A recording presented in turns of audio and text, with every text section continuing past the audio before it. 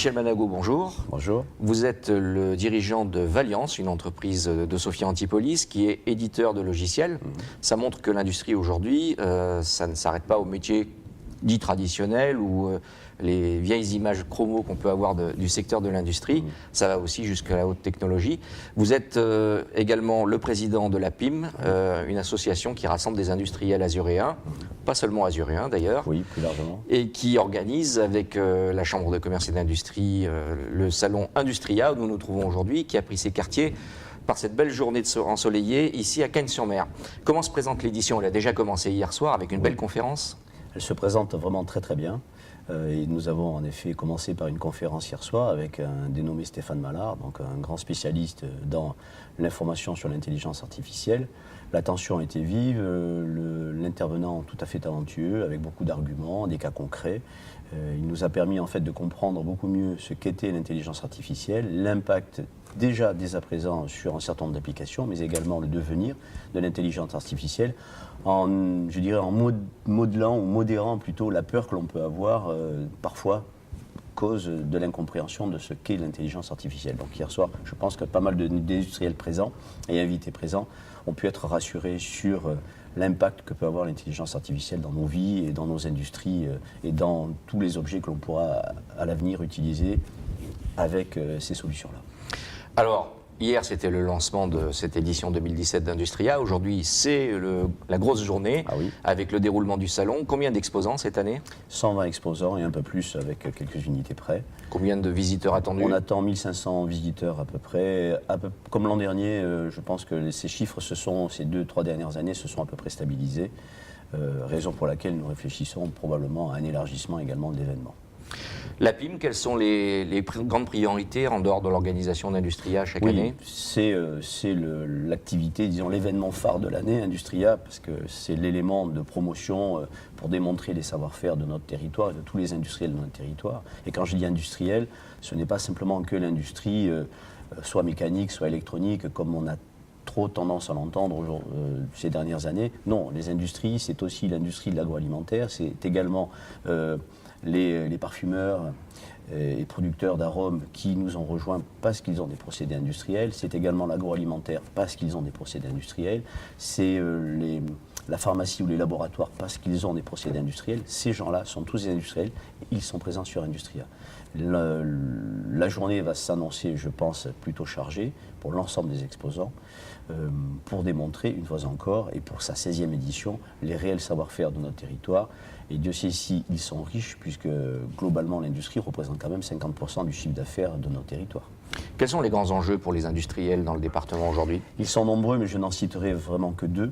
Le premier, c'est véritablement la transition numérique. Et là, je ne parle pas pour les grands porteurs industriels de notre territoire, mais c'est surtout pour les TPE-PME qui marquent un certain retard, je dirais, à l'amorçage sur la transition numérique. Donc le véritable enjeu pour la CCI, co-organisateur d'Industria, mais également pour les gens de l'UIMM, qui est également co-organisateur d'Industria, nous œuvrons véritablement pour l'accompagnement des entreprises de petite et moyenne taille vers la transition numérique, mais plus largement, puisque c'est le thème porteur de notre salon, c'est l'industrie 4.0, donc la 4e révision, je dirais, de la transformation industrielle au sens large, puisque c'est un projet qui est également porté par l'État. Alors, vous êtes président donc, de la PIM. Oui. Vous avez succédé il y a quelques mois à Daniel Sfessi, qui lui a pris la présidence de l'UIMM, qui est donc, on peut dire le syndicat représentatif du secteur industriel. Oui.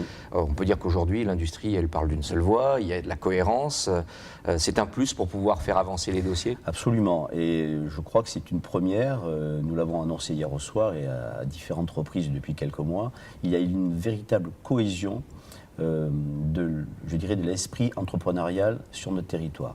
Depuis la venue du président Jean-Pierre Savarino à la CCI de Nice, en fait, il y a une réelle cohésion sur l'ensemble des acteurs industriels, tous secteurs d'activité confondus. C'est vraiment la première année où nous nous retrouvons, par exemple, en commission industrie comme en commission numérique, l'ensemble des porteurs, y compris le bâtiment, y compris Prodarome, qui est le syndicat des parfumeurs et aromates de Grasse. Donc tous ces gens-là sont réunis autour d'une seule et même table à l'unisson sur des thèmes qui sont complètement communs et collectifs dans l'intérêt économique de notre écosystème. Quel est le poids de l'industrie aujourd'hui dans l'économie azuréenne? Elle est importante puisque c'est plus de 6 000 entreprises industrielles de notre territoire avec 70 000 emplois environ et ça représente 14 milliards de chiffre d'affaires, 50% en fait du chiffre d'affaires du territoire. Donc non pas en ballottage ni en compétition parce qu'on n'est pas là pour jouer les compétiteurs mais avec le monde du tourisme par exemple et hôtellerie-restauration. Revenons à Valiance, votre entreprise. Vous êtes également exposant aujourd'hui sur Industria. Oui. Ça veut dire que c'est vraiment une vitrine qui est porteuse lorsqu'on est industriel? Oui, quand on expose à Industria, en fait, on n'a pas l'obligation d'être membre à PIM, comme je le suis moi depuis maintenant 16 ans, et j'assume la 16e édition en tant qu'exposant. Il y a deux aspects importants. Le premier, c'est véritablement la visibilité. On se rend compte, et pourtant on ne tarit pas d'événements pour parler de tous les industriels de notre territoire. Il se trouve qu'on rencontre encore de nouvelles têtes. On découvre encore ce que font certaines entreprises sur notre secteur. On est toujours étonné de nouveautés. Donc la présence sur Industria, c'est véritablement le premier objectif, c'est la visibilité, c'est mieux connaître ses pairs, mieux connaître quels sont les potentiels et les savoir-faire de notre territoire, mais c'est aussi, bien entendu, parce qu'on est là également pour cette raison-là, c'est de faire du business typiquement en B2B principalement, puisque la plupart des exposants travaillent essentiellement, bien entendu, dans le monde industriel pour la plupart d'entre eux, mais travaillent également avec d'autres entreprises. Le consommateur est moins considéré dans ce type de salon, en tous les cas. Même si nous les accueillons en tant qu'invités, le consommateur, pour l'instant, n'est pas considéré. Donc Valiance, vous êtes éditeur de logiciels. Qui sont vos clients pour ce type de prestation? Quelle est la valeur ajoutée que vous leur apportez? Alors, Vincilia est éditeur de logiciels intégrés. Nous offrons en fait des outils de gestion et de pilotage d'entreprise orientés industrie, fabrication, production, mais également orientés services techniques et maintenance industrielle. Notre présence ici en tant qu'apporteur de solutions dans le monde de l'industrie est tout à fait légitime. Et nos clients, bien entendu, nous en retrouvons au sein même des adhérents de la PIM, mais également sur l'ensemble des acteurs industriels de notre territoire. Et au-delà, puisque nous travaillons également sur la France entière, nous n'avons pas encore, l'ambition est là, mais nous n'avons pas encore, disons, le niveau suffisant pour proposer nos offres, disons, à l'export. Mais pour revenir, disons, sur notre territoire, nous avons nous avons un certain nombre d'adhérents à PIM qui sont également clients de Valiance, que ce soit sur le secteur de la fabrication de luminaires, par exemple. La LED aujourd'hui, notamment, est quelque chose en pointe, que ce soit sur la fabrication agroalimentaire de certains types de produits que nous retrouvons dans les étals des supermarchés. C'est également la fabrication de certains objets en bois, meubles, décoration également. Donc ce sont tous ces industriels-là, très diversifiés, qui font appel à nos services pour pouvoir, disons, les mettre sur les rangs d'une industrie probablement un peu nouvelle, moderne et organisée.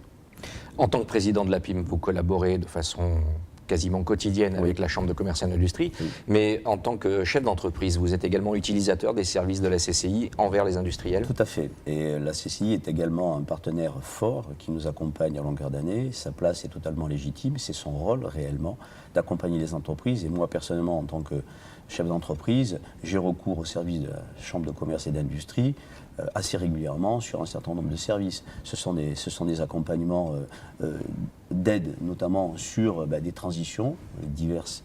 Ce sont également des informations sur les financements européens.